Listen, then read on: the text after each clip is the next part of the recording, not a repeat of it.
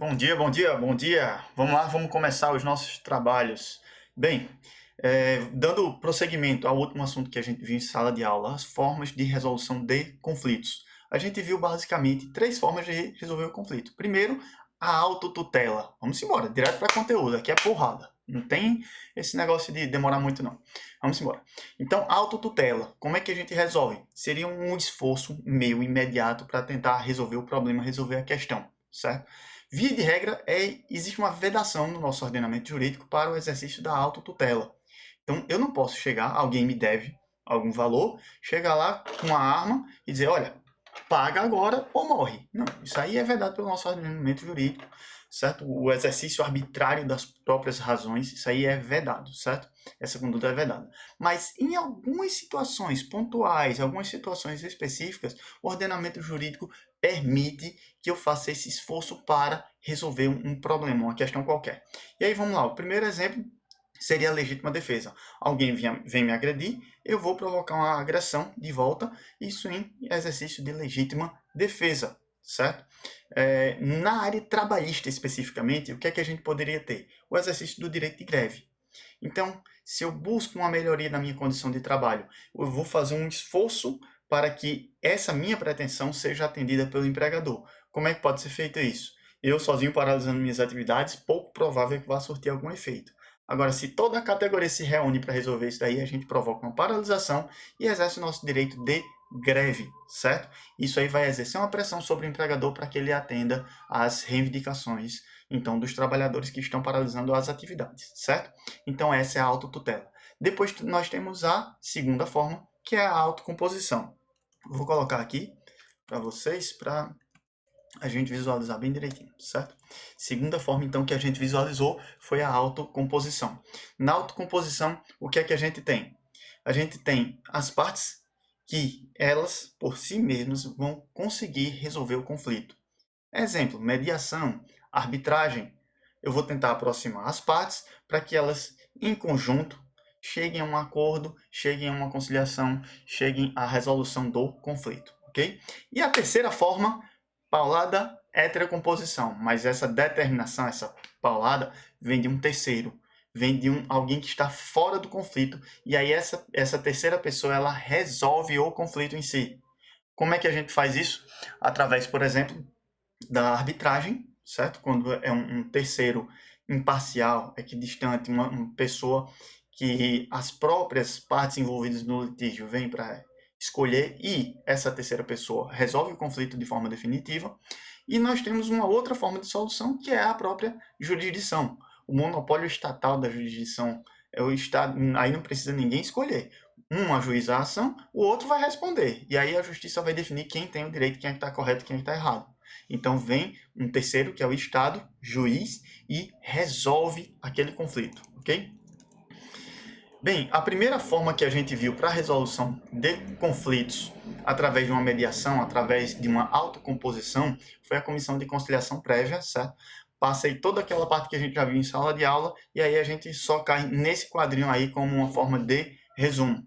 Então, a comissão de conciliação prévia, lembrando, ela é firmada ou no âmbito da empresa ou empresas, ou então no âmbito do sindicato ou sindicatos, certo? Ela pode ser intersindical também. No âmbito desses sindicatos, a comissão ela vai ser paritária, certo? No âmbito da empresa também.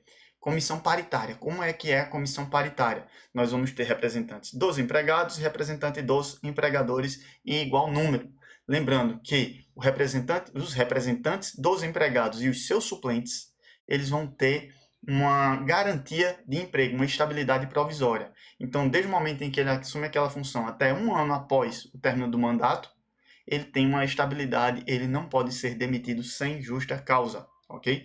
Mas lembrando, não é necessário fazer um inquérito para apuração da falta grave. Cometeu a falta grave, pode ser demitido por justa causa. Lembrando que no mínimo 2, no máximo 10 componentes da comissão. Outra coisa importante, os empregados que representam o empregador, esses empregados que representam o empregador, eles são escolhidos e indicados pelo próprio empregador. Os representantes dos empregados, esses sim vão ter a estabilidade e eles são eleitos, ok? Pelo próprio sindicato, vai fazer uma eleição, um escrutínio secreto, certo? Fiscalizado pelo sindicato, e aí escolhidos esses membros, quando eles tomam posse, aí sim, esses vão ter estabilidade. Os representantes dos empregadores, eles não têm estabilidade. O mandato vai ser de 1 ano, podendo ser prorrogado por mais 1 ano. Outro ponto importante, a Constituição não, a CLT vai falar que a demanda ela será submetida à comissão de conciliação prévia, dando aquele sentimento ou a impressão de que seria obrigatória a passagem pela comissão de conciliação prévia antes de judicializar. E isso não é verdade, o Supremo definiu, dizendo que é uma faculdade do trabalhador o ajuizamento de uma demanda perante a comissão de conciliação prévia. Ok? Sendo faculdade, se eu quiser, eu passo pela comissão. Se eu não quiser, eu vou logo direto para o Poder Judiciário. Outro ponto relevante que a gente viu em sala de aula.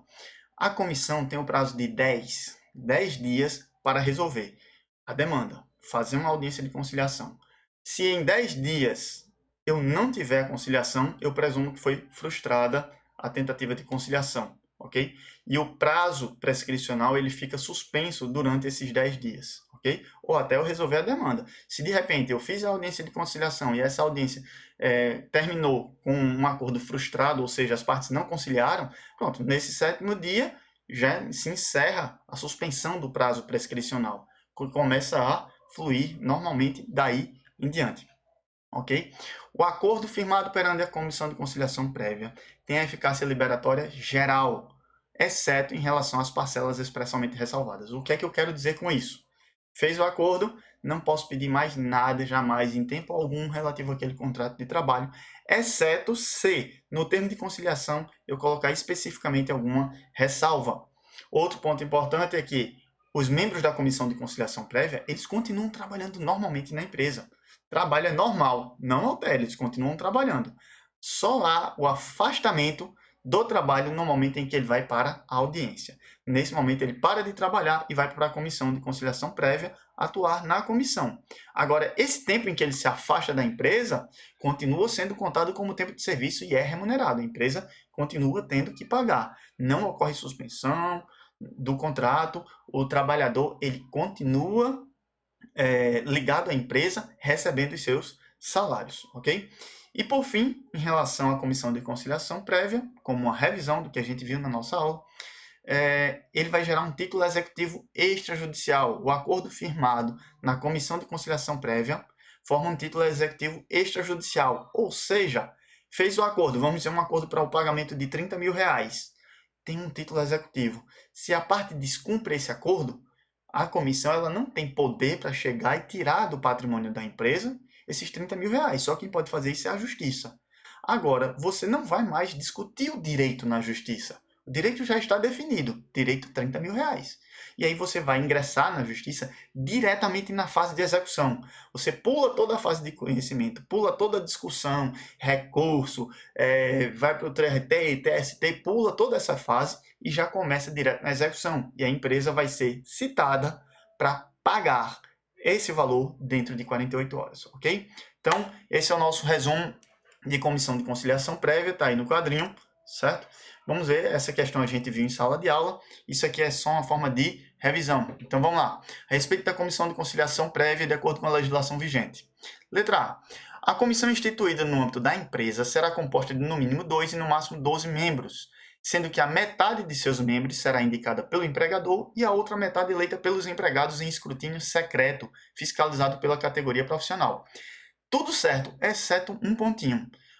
O número de membros vai ser no mínimo 2 e no máximo 10. Então, incorreta assertiva apenas no ponto em que diz que são 12 no máximo os membros. Não, são 10. Comissão paritária, no máximo 5 empregados, 5 do empregador.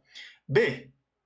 É vedada a dispensa dos representantes dos empregados, membros da comissão de conciliação prévia, titulares e suplentes, até 1 ano após o final do mandato, salvo se cometerem falta grave nos termos da lei.